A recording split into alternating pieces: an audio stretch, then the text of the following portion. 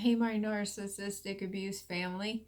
Thank you for joining me for another video exploring the intricacies of this toxic treatment.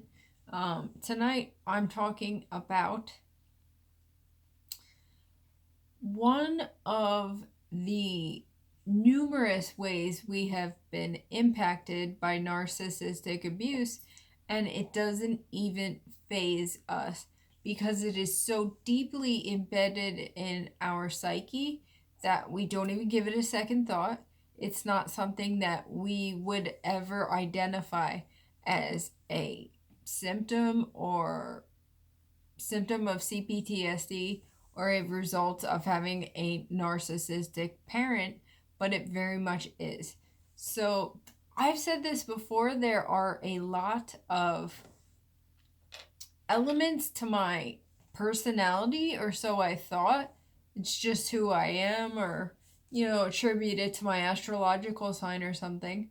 But absolutely not. It is definitely tied to having a narcissistic parent, in my case, mother. But I have always been ferociously independent to a fault, to the point where I don't need anyone. I'm a Lone Ranger type of thing. I will never ask for help. All of those, that whole umbrella of a mentality. So, as children, we were taught that we cannot rely on anyone. We were taught to be self sufficient. We were conditioned to force our emotions out of the way in order to make room for accommodating the narcissist in all of their drama, and all of their needs came first. So we were always put last. We were very much conditioned to be codependent, where the narcissistic parent came first. Everything pertaining to the narcissistic parent took precedence over ourselves. I've also said this, up until the age of 8, we are in a theta brainwave state, so we are just sponges. We are absorbing things. So the way that we are treated is our subconscious programming. It's what we are taught, what we are conditioned to be. At the age of 8, we start to have autonomous, independent thoughts. But prior to that, if you are victim of a narcissist, they are just brainwashing you. They are chipping away at any and all hope for autonomy, for self-esteem, for any remnant of a healthy personality. They steal it away for their own benefit, to put their needs first, and that is what they will do every time. So you may think, oh, I'm just very independent, I'm very self-sufficient. You were trained to be that way. This is something that I finally just came to terms with myself. It's ironic because I am in a wheelchair, because I take everything on physically, and I now have to depend on my amazing husband, God bless him. But I've never wanted to or expected to depend on anyone my entire life. And as you think back to your life and events that you have experienced, you're probably on your own. I think about when I was in high school and I used to play sports, no one came to my games. My parents sure as heck were not there.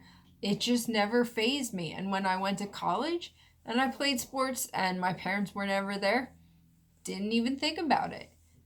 It's only now, later in life, that I appreciate how dismissive, and that's a way that narcissists will cut you down. They'll just be dismissive. They won't acknowledge you. They won't acknowledge your achievements or special moments in your life. They'll just act like they're oblivious to it.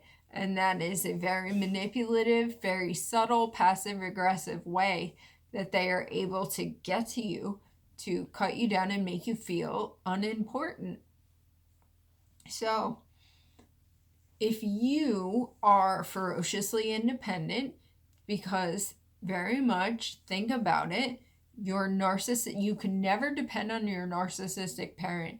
You sure as heck could not depend on them for nurturing or sympathy or comfort or any of those typical parental qualities. They did not support you. So I think about when I went to college, I was just talking about this with my cousin. When I went to college, I got a scholarship, and my parent, not a full scholarship, a partial, but my parents also did financial aid of some sort. So they technically weren't really paying. I don't know what the arrangement was, but they weren't really paying for me to go to college. They just deferred my student loans and things like that. But when I moved off campus my sophomore year, I think it was, no, excuse me, junior year, with my volleyball team, my friends, we got a house. That's what people did. I was paying for myself. I was supporting myself. I was working like a dog.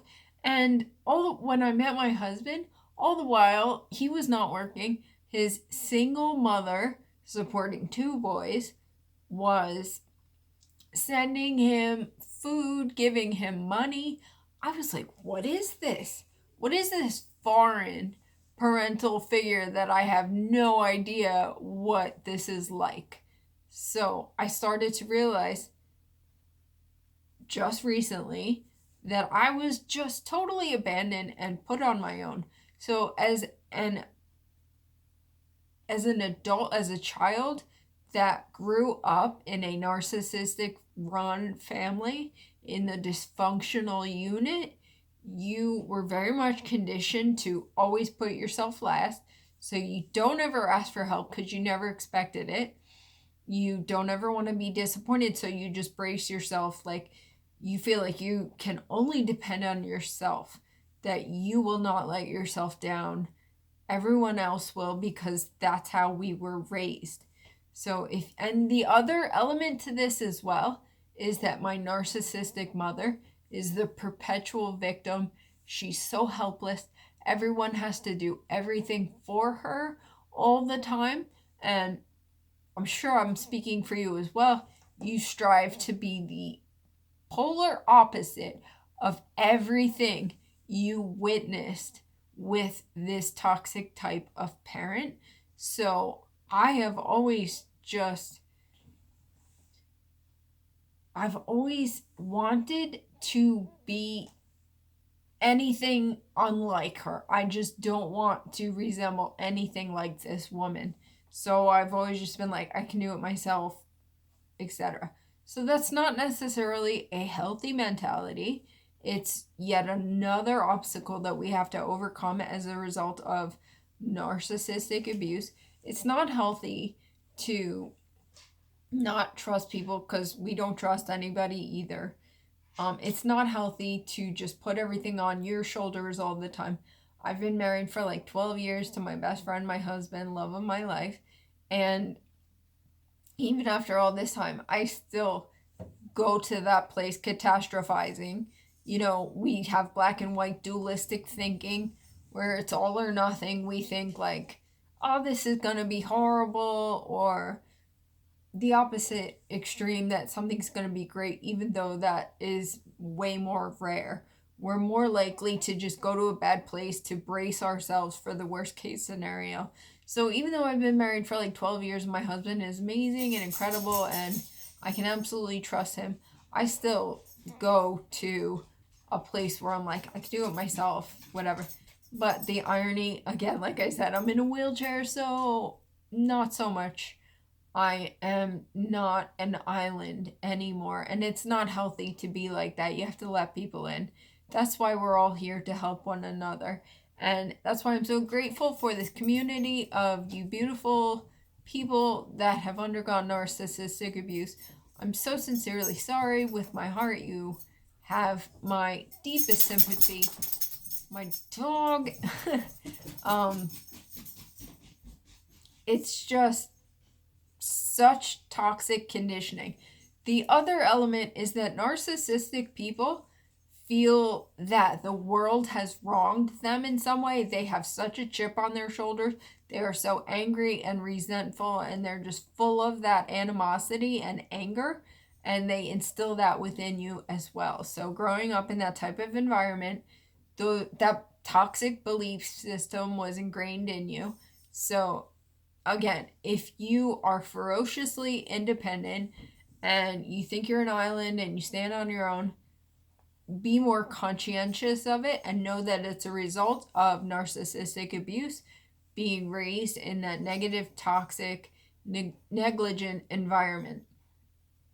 That's all I wanted to get out there, because as I discover these things, it's so eye-opening to me, and I'm sure you share the same kind of surprise fascination. It's like we have been so impacted by this awful environment that we were raised in. You don't even realize how vast the repercussions are. We have been hurt in so many ways, but we're identifying it, we're learning about it, and that is everything. Knowledge is power, and by identifying it, we're able to address it and get over it, and that's what we're doing. We're on our road to our best lives.